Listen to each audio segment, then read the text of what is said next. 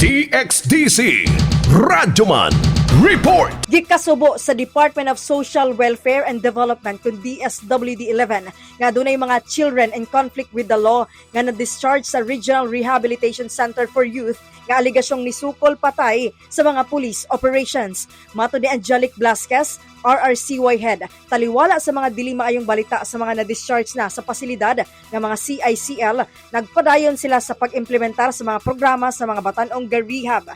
Giklaro ni Blasquez nga dili na nila hawid ang mga CICLs kung nakagawas na kini sa center. Apan padayon gihapon kining ginamonitor. Good news no nga mo ang madunggan nga na-involvement ang ato ang mga na-discharge mga CICL. Dswd really felt bad.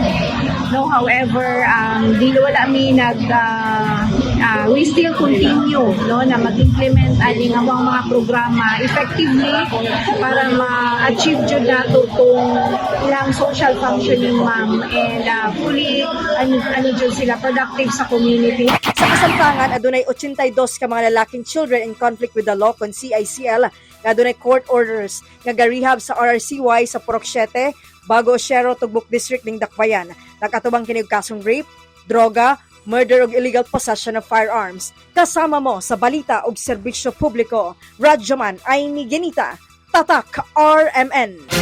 RMN News, Diretso Balitang Metro Davao.